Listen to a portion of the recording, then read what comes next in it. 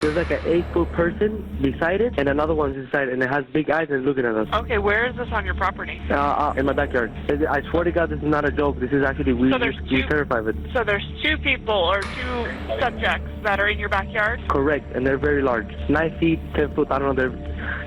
They look like aliens to us. Big eyes, they have big eyes, Okay. like I can't explain it. My phone rang sharply at 2 a.m.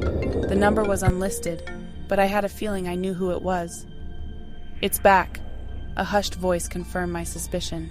It was the boy, the key witness of the so-called crashed Las Vegas UFO incident. It was like a big creature. A big creature? Yeah, like around 10 feet tall. I'm not going to BS you guys. One of my partners said they saw something fall out of the sky too, so that's why I'm kind of curious. Did you see anything land in your backyard? Or? His voice quivered with a mix of fear and amazement. I saw it again in my backyard," he stammered. "That creature, it returned. But it wasn't alone." His words sent a chill down my spine like a cold gust on a winter's day.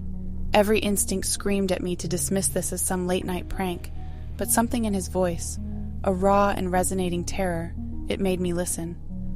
"Are you sure?" I asked, rubbing my eyes as I scrolled through my notes from the original news story.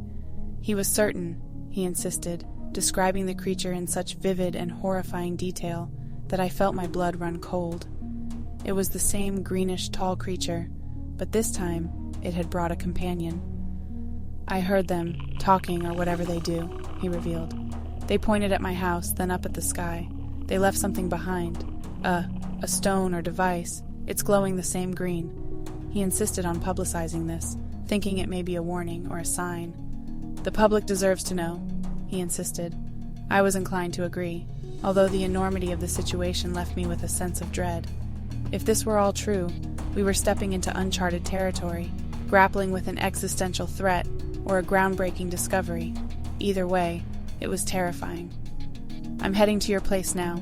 Stay put and stay safe," I said, my heart pounding as I grabbed my coat and keys.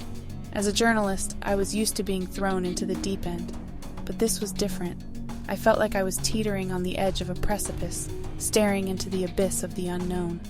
I arrived at the boy's house to find him in his backyard, the fear in his eyes mirroring my own. The creature, or creatures, were gone. In their stead, the mysterious stone pulsed in the center of the backyard, radiating that eerily familiar green light. A terror ran through me as I knelt beside it. It was nothing like I'd ever seen before. It was almost as if the stone was alive. "Did they do anything else? Anything at all?" I probed, trying to keep my voice steady. The boy recounted how one of the creatures held the stone up towards the sky before leaving it behind. "They didn't seem hostile, just curious," he mused. "A creature from beyond our world studying us?" The idea was simultaneously fascinating and horrifying. The boy's story was like dynamite, and I was ready to light the fuse. I called my editor, laying out the situation. I expected skepticism, but was met with stunned silence. "You're sure about this?" he finally asked. I was.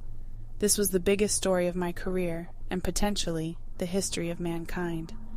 The news exploded the next morning. Reports of the returned creature and the mysterious stone rippled through the country, sparking a wave of disbelief, fear, and curiosity. How there is a program where the government collects some unidentified objects, so this might be that. Scientists and government officials descended on Las Vegas, eager to examine the stone. Over the next few days, things took a turn for the bizarre. Residents began reporting sightings of more glowing green lights in the sky. I, too, witnessed this uncanny phenomenon from my apartment. My phone rang off the hook, the boy's terrified voice echoing in my ear. "They're coming. More of them," he whispered. With the stone as my only lead, I dug deeper. Its energy readings were off the charts, according to the scientists. And then, one night, the stone did something we hadn't seen before. It emitted a loud, pulsing hum as if communicating.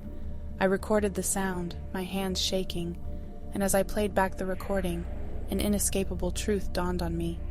We were not alone, and this was only the beginning.